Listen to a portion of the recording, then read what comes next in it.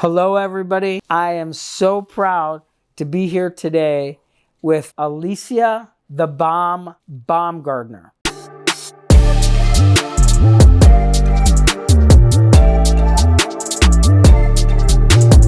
How are you? I'm good. I'm blessed. Thankful to be here. I'm thankful to be able to sit here and talk to you about what got you here. I am so proud to be here sitting next to you with all your hardware. With what you can see, these are individual titles that a fighter holds in their weight division. This here is the WBC, the World Championship belt. This is, I would say, the most prestigious belt. This is hard work. This is hard work and dedication, fighting the best of the best. When did you start actually putting on the gloves? 8 years old. My dad instilled work ethic. He instilled hard work and what that looked like. He always told us things are not handed to you. You have to go out there. You have to put the work in, and when you do so, things will reap from that. And I've had that mentality since a young child, knowing that one day my hard work will pay off and the work is never done.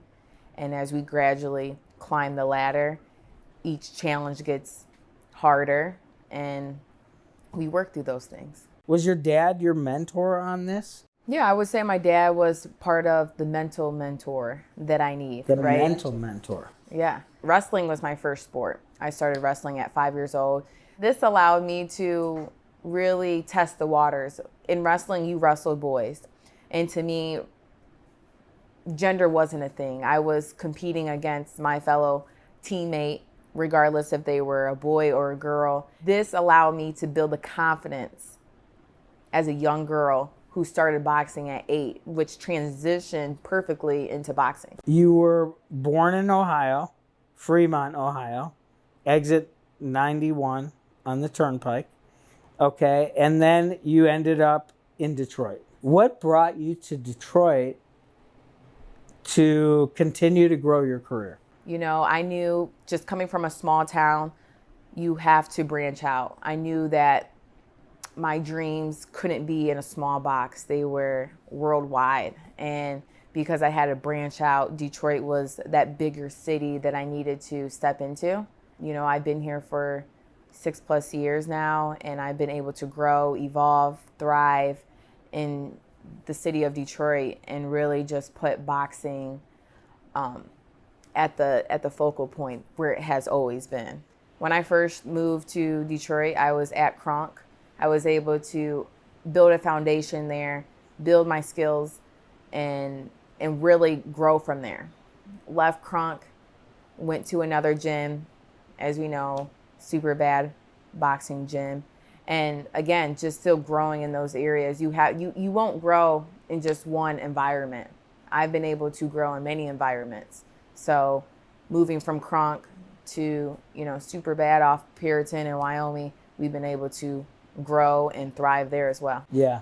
I mean, change is always good, right? Mm-hmm. How did you end up at Superbad, though? Well, if we all know, we know Tony Harrison, former world champion. That's his gym. That's where he grew up, around that area. This is a gym that he's started from the ground up. And because I knew him then, I talked to him like, hey, I'm ready for this next journey. I don't know where I should go. Hey, you should come to the gym. Was able to meet his father, who passed, Coach Ali. And it was one of the best decisions that I made for my career. And if you've been in Superbad, you know that it's family oriented. It's a good space. It's just a place of fighters who are just pushing themselves again to get to that next level. And, Tony was part of that. What I know about the gym is that it's really community based. Mm-hmm. And the kids in the area are a big focus for Tony, for you, for all the other fighters and the other champions that have come through there. And it's not just about boxing. A lot of it goes back to like the mind, mm-hmm. right? Get your head together. Yeah, I would agree. I think the kids in the community need positive influences. They need a good pep talk. They need to know what hard work is. They need to know what respect, discipline, and boxing alone teaches that. We have many kids who are able to come in and out and gain something while they're there.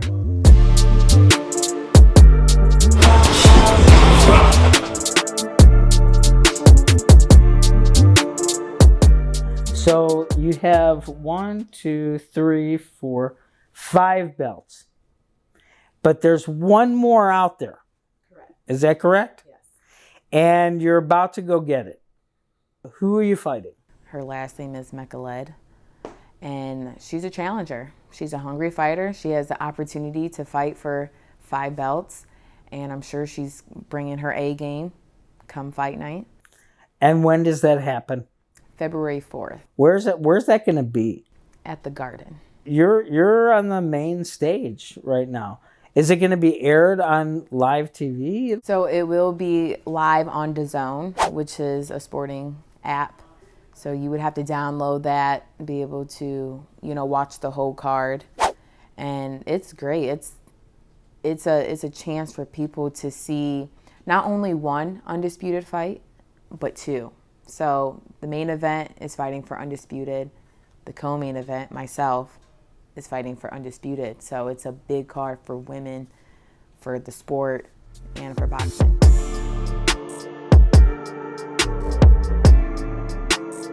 Let's talk a little bit about Detroit. You're from Ohio. You live in Detroit. Tell me what your thoughts are on the community you live in, the people that you've met. So first, I love the city of Detroit. I come from a small town in Ohio, so coming to the city of Detroit allowed me to see things on a bigger scale, right? You go downtown, you see all these buildings, you see these companies. When you can come from a small town to a big city and still make your dreams come true, that's exciting. That keeps the motivation high. I've been in many different areas, many different hoods, environments. Detroit is a bigger city, but we still have, our hoods. We still have people trying to make it out the mud, who's still trying to follow their dreams, regardless of skin color, regardless of where you're from. We're all trying to make it. And when you come to a city like Detroit, you're going to see a lot of people who are thriving and who are making a name for themselves. Yeah. Detroit's got the grind. Mm-hmm. My favorite thing about our entire city is the people. Mm-hmm. Okay? And I know Detroit gets a bad rap here and there. The people of our city are so welcoming. Mm-hmm. You can go to any part of town. You can go to any neighborhood.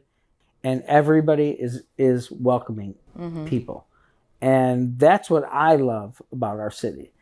And I'm so proud that we have you repping our city, okay? I call you a Detroiter, okay? Detroit is a place for opportunity. Yeah. I really, truly believe that. And because we're only an hour away from each other, step into that uncomfortable place. I had to be in uncomfortable places to thrive.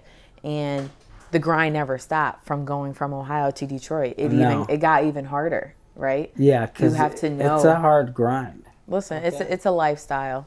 That's what I tell people. It's a lifestyle. When you live it, you can do it, but you got to put the work in. Period. Yeah. You've had a lot of accolades lately. What other accolades, and where are they coming from? And how does that make you feel when you see your name there at the top? ESPN just released their pound for pound list, and I'm number 4 on that list. And it's just dope to see. You're climbing these ranks. You're beating the best of the best fighters. You're putting your belts on the line, and this shows character. This shows grit as a fighter. So to be number 4 on the pound for pound list, I know number 1 is coming very soon. Well, we're thankful for you, okay? We're thankful for your commitment to our city. We're thankful for Super Bad Boxing, Tony Harrison. I look forward to watching you on ESPN without me interviewing you. Congratulations. Thank you, Bruce. Is there anything that you'd like to tell our audience? Detroit has a champion. We have a champion who is not only just a champion, but the undisputed world champion. And that just shows the grit behind a fighter. And it's not just about me, it's about others. It's about motivating, inspiring the youth. You know, you never know who you can inspire, who's watching you, who's, you know, seeing an interview, you know, walking by. And I'm here to inspire. I'm here to motivate. Everybody has it. Everyone has a gift and a talent. So use that, find that, and just continue working hard.